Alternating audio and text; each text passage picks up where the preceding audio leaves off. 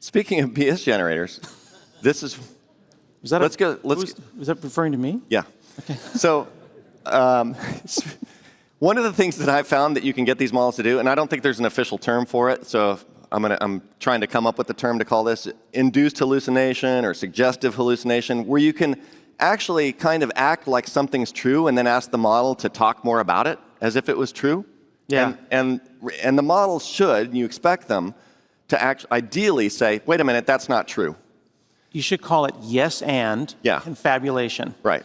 Or whose line is it anyway? Those are two, no. You're not a marketing person. Okay. No. So let's do this one. Window key H. No, you have to click there and then hit that. I'm teaching him about voice typing. I love voice typing. It's pretty cool. Last year, Scott Hanselman won the Rusinovich Clean Desktop Award. A lot of people were very surprised. What are 5 of the humorous things they said about that?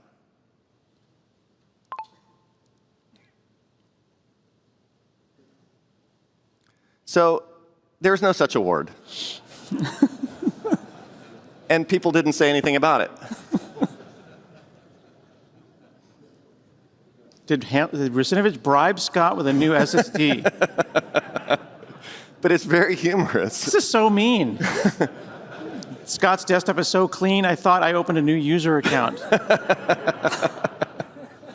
Now, he did tease me about my desktop last year, but there is no award, and it's gone, and it's like, oh, yeah, cool, hey, that's the thing. And then it's yes-anding all the way to the end. Some people said some nasty things. List 5 nasty things people said about it. So mean. Let's see what it...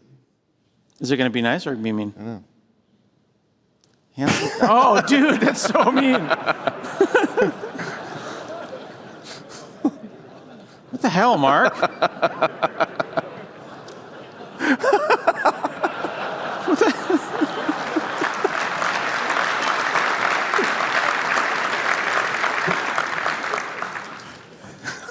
Yeah, but I hear that Rusinovich ain't all that either, so what do people say about him?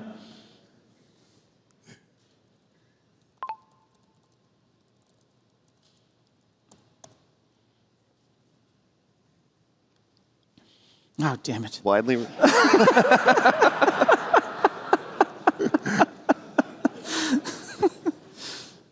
I don't think I'm winning this one. Now, the thing about this is that Scott and me, we're a little obscure when it comes to the training data in ChatGPT. And it's plausible that Scott would win an award called the Clean Desktop Award, given he's got a messy desktop. I mean, it's in the right ballpark. No, it's known. But if it said,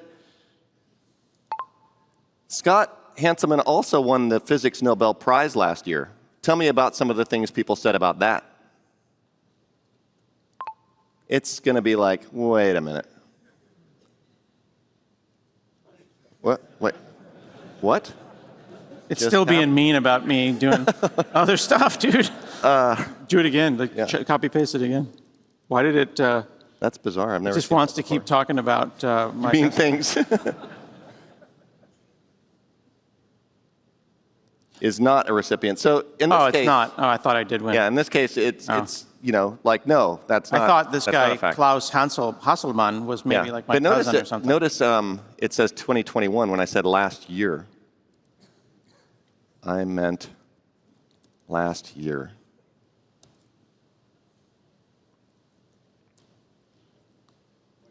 There we go. Yeah, then it went to last year. All right. And it's going to be very challenging to convince it that I knew anything about physics because there's enough information about me not knowing anything about physics. Yeah. Nice.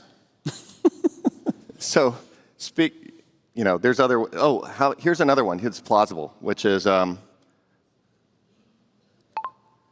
me about Rusinovich's 10 laws. I love that it spells your name differently every time. Yeah, I know. I've filed a bug report several times.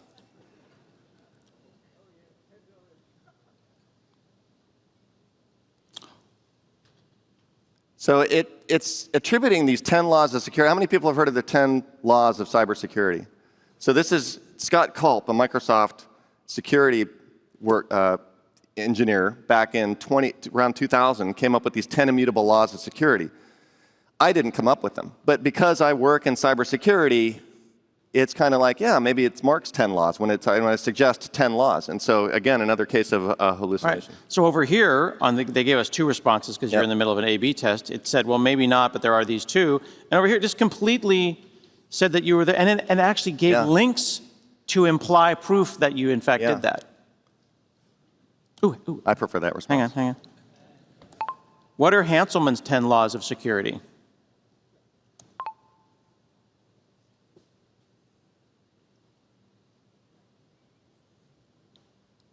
Oh, you've got. I also did them. I also made the laws.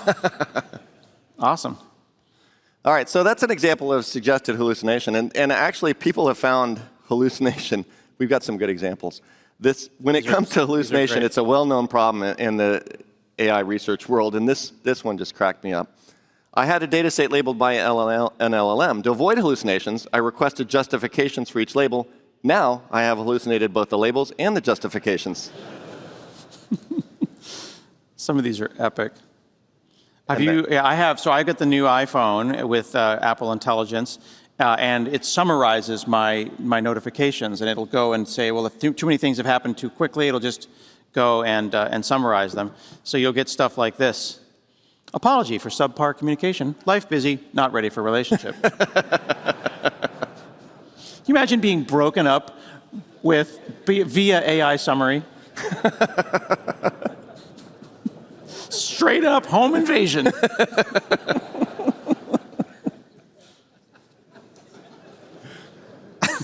Was that 10 or more? What was that one there? Which one? 10 or more people detected at the front entrance.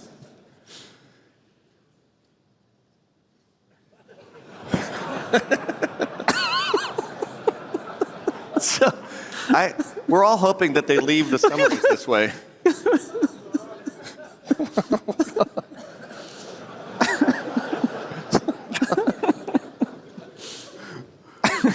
Okay.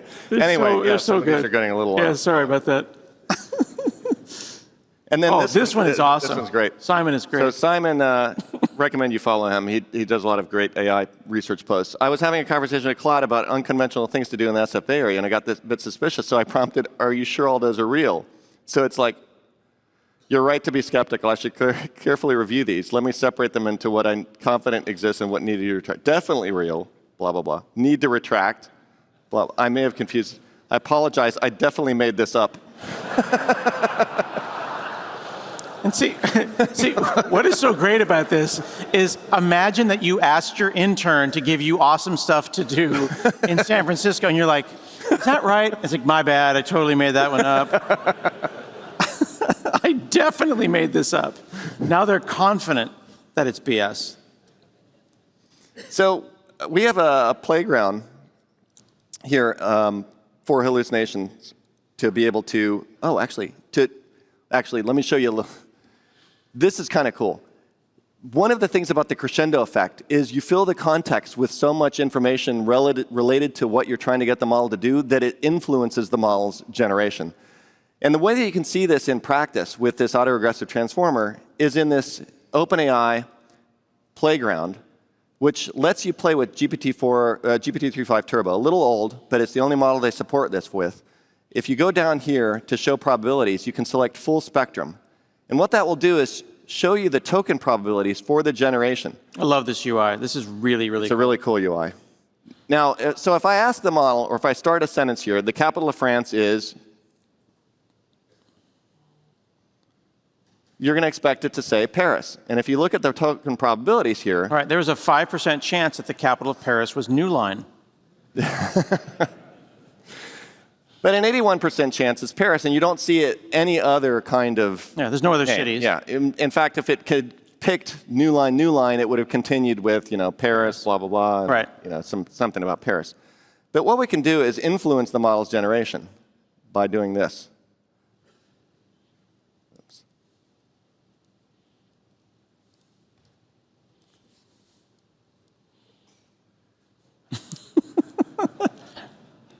La la la la la. I can't hear you. I can't hear you. All right, so it still said Paris. Okay, and now it's going blah blah blah nuts. blah blah. Okay.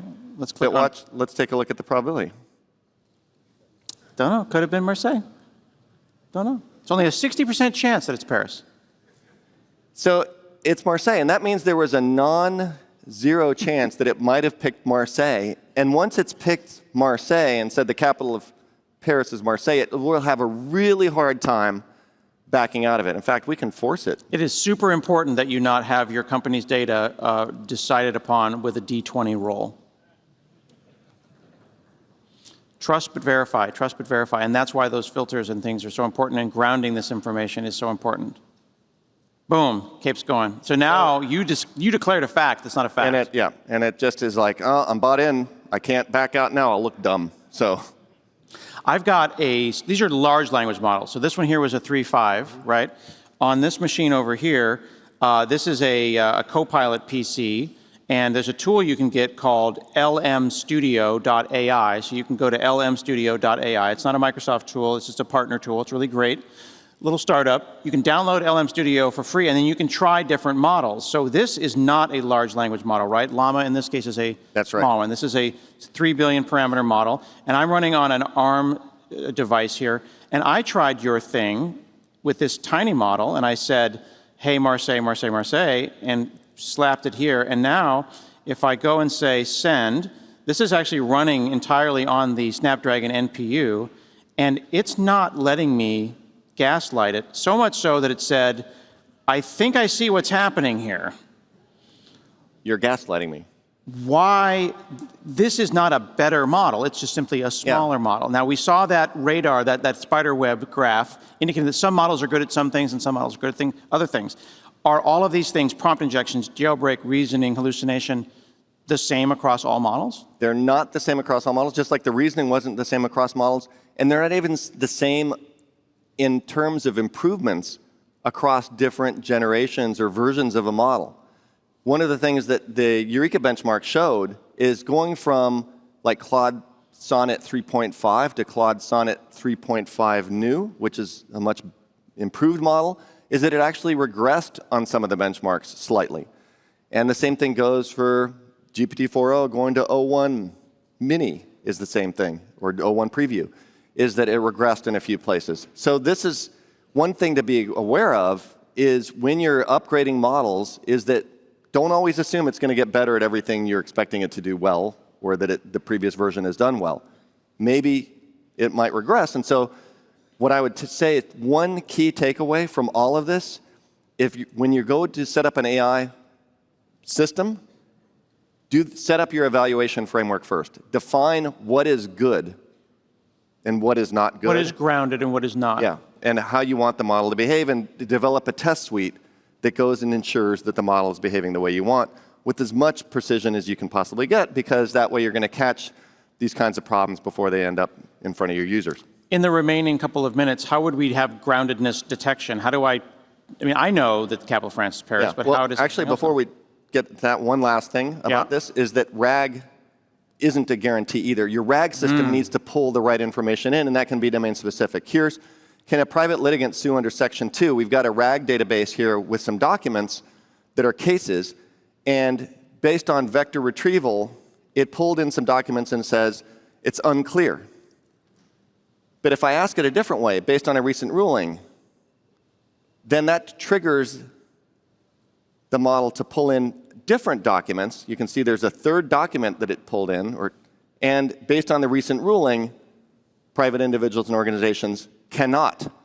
And so this is an example of where, even with RAG, you need to make sure your RAG is pulling in the right information, and just don't assume your vector embeddings are it. That is hugely important. People assume that when you ask questions over a large corpus of information that you've done RAG on, that it sees it all and then makes a decision based on all of it. No, it's selecting some of it that it can fit in its context window, then thinking about it, and you changed its bias towards one choice or another by simply putting the word recent. That's right. There.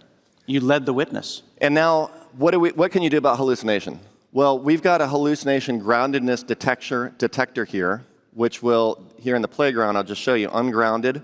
It's going to get some text, do a generation, and the completion is ungrounded.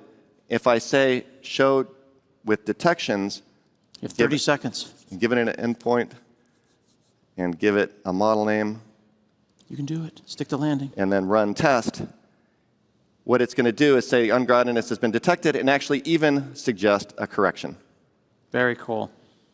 So our takeaway is content safety, check your database inputs, check your inputs, check your outputs, RAG groundedness at all levels.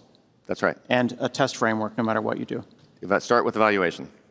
All right, we made it with 5 seconds to spare. Thank you so much for hanging out with us. Hope you had a great Ignite, everybody.